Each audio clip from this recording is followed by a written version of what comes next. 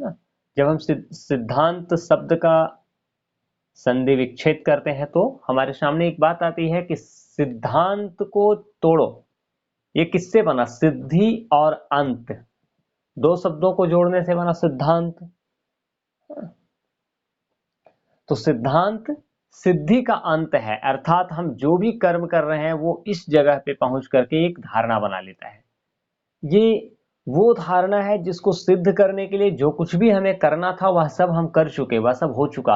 अब स्थिर मत आ गया है, एक फैक्ट आ गया, यही मेरा थॉट्स है और उसको अपनाने का समय आ गया, है ना।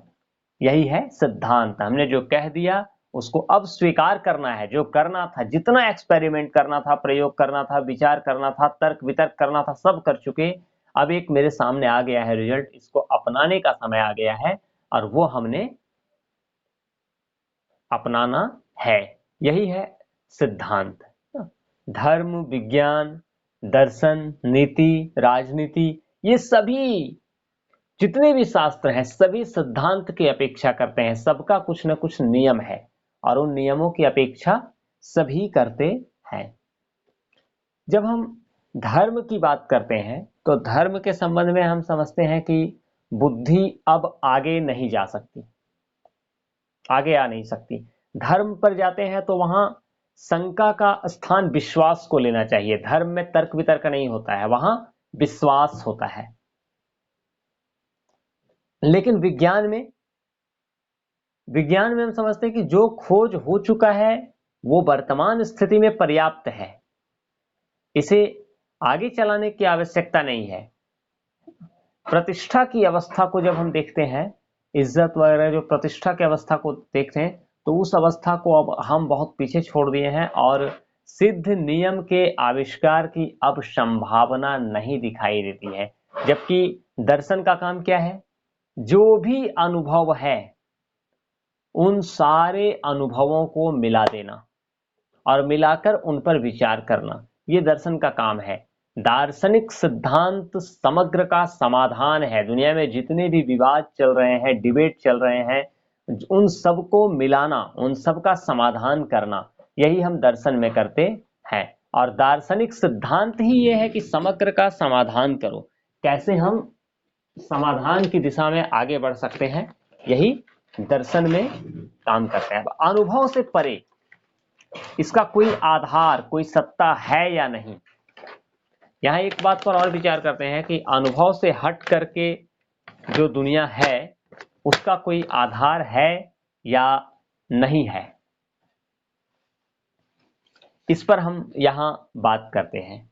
और अनुभव से परे कोई सत्ता है या नहीं, और यदि है तो वह सत्ता कैसी है? वो चेतन सत्ता है या अचेतन सत्ता है, अवचेतन सत्ता है?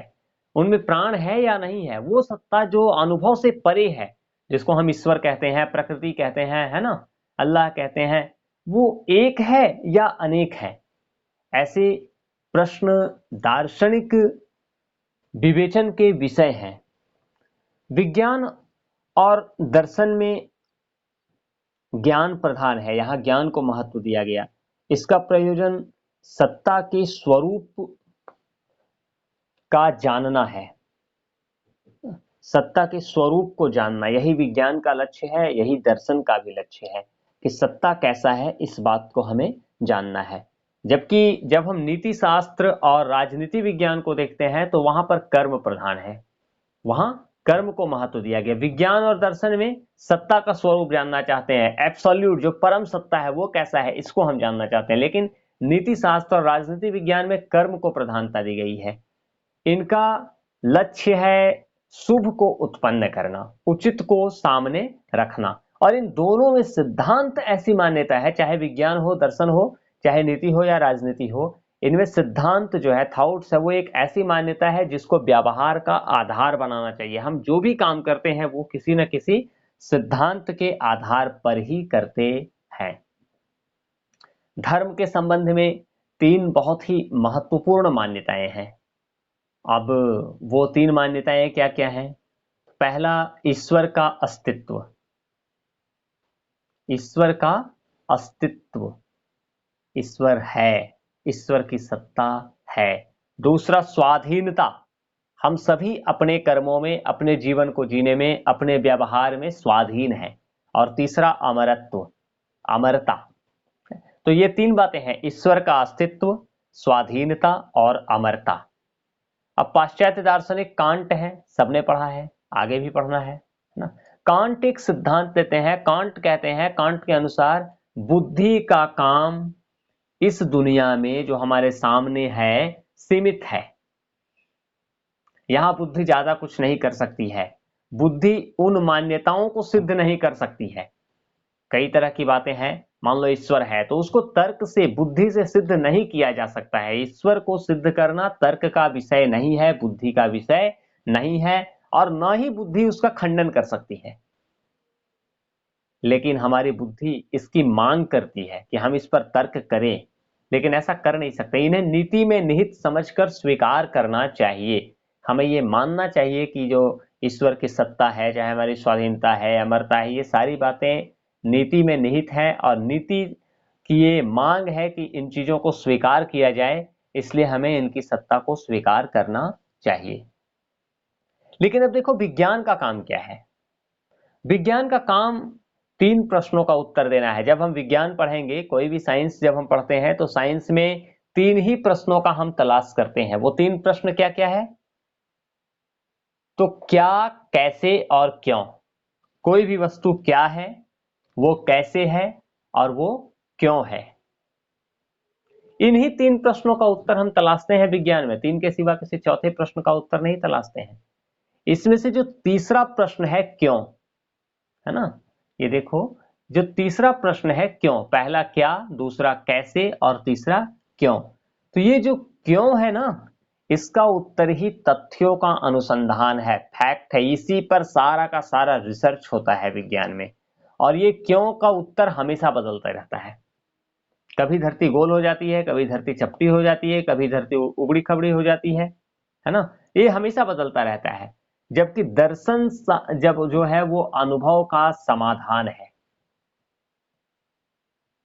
अनुभव का स्रोत क्या है, हमारा जो भी फीलिंग्स है वो कहां से आता है, उसका सोर्स क्या है, ये एक प्रश्न उठता है। अब अनुभववाद जो सिद्धांत है, एम्पायरिसिज्म जो सिद्धांत है, वो कहता है कि सारा का सारा ज्ञान बाहर से होता है। कैसे? जिस तरह बाहर में चीनी बिखरी हुई होती है और चींटियां बाहर से उसको चुनती है ना, खाती है, तो चींटियों को दाना अर्थात चीनी कहां से मिला? स्वयं के बाहर से। उसी तरह से जितना भी ज्ञान होता है वो बाहर से मिलता है।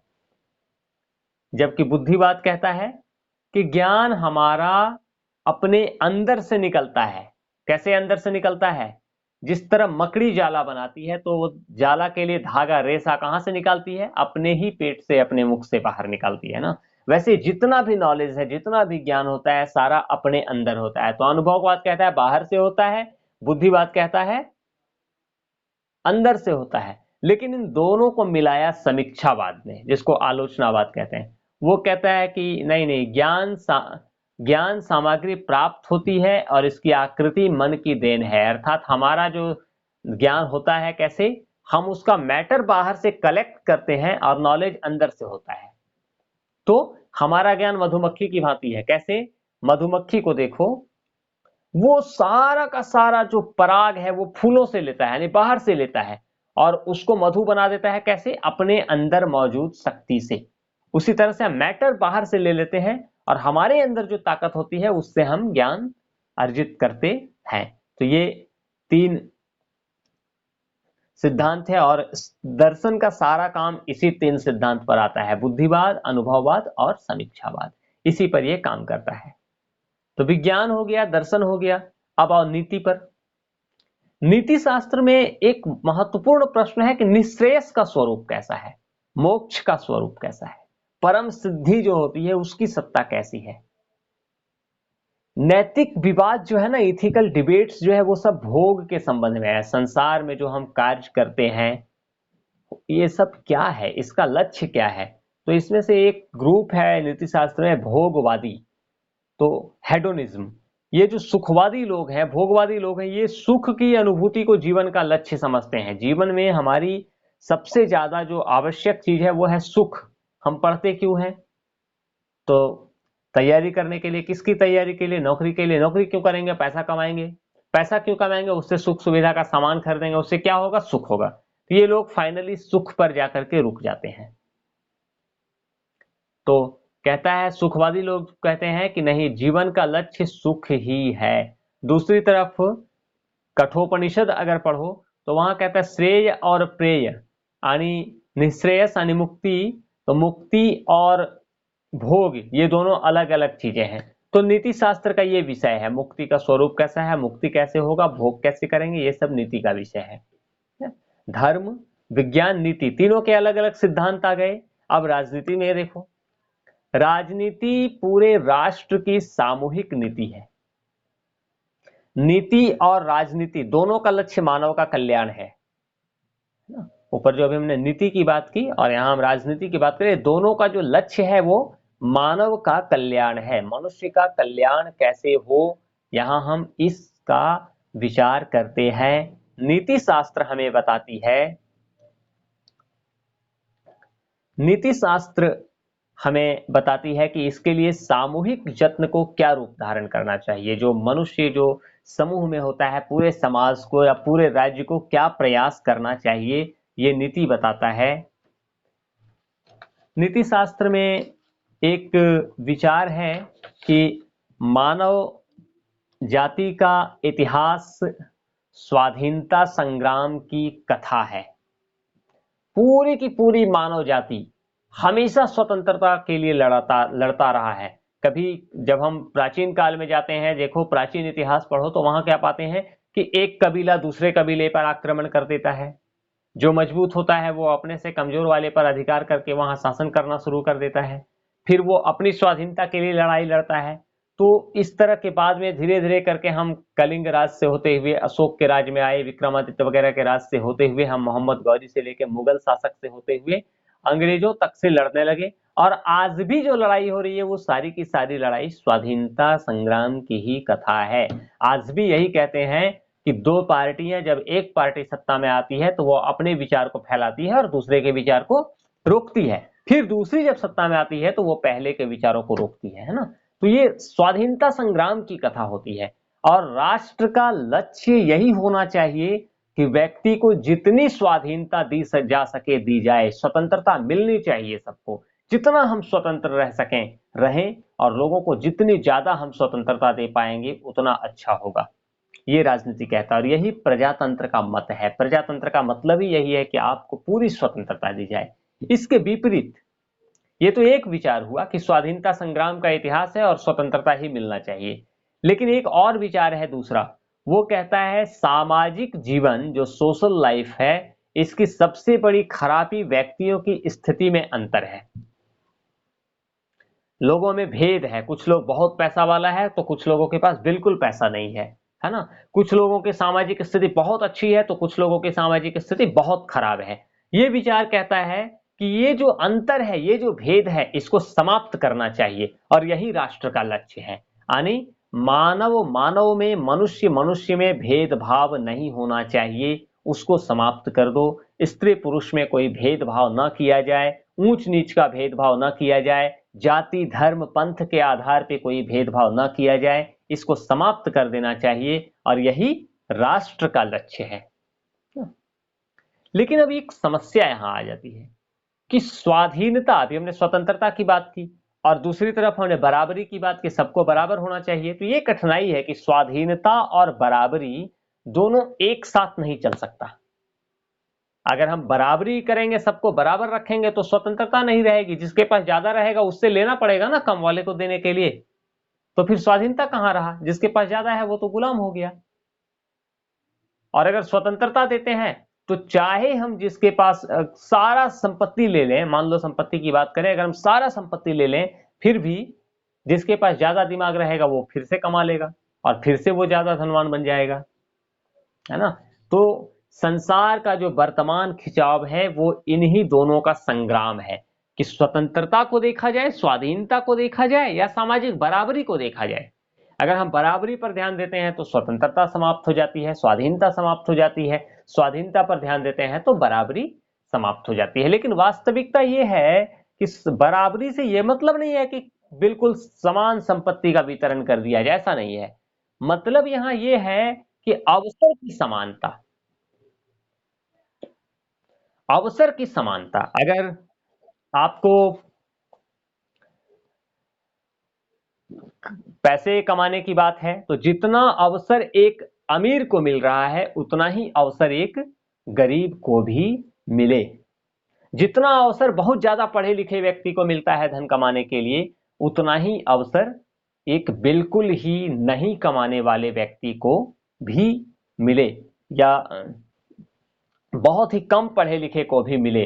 तो अवसर की समानता सबको मिलनी चाहिए, एक विचार ये भी है। तो जो भी हो, ये पूरी की पूरी सृष्टि का जो संग्राम है वो स्वाधीनता और बराबरी को लेकर के ही है। समाज में बराबरी कैसे हो, लोग स्वतंत्र कैसे रहें, विचारों में स्वतः खुलापन कैसे आए, समाज की जो खामियां हैं उसको हम दूर कैसे कर पाए, पूरा का पूरा संग्राम इसी पर चल रहा है। तो ये हमारा आज का विषय था, सिद्धांत को लेकर के कि किन किन सिद्धांतों पर हम कैसे बात करेंगे।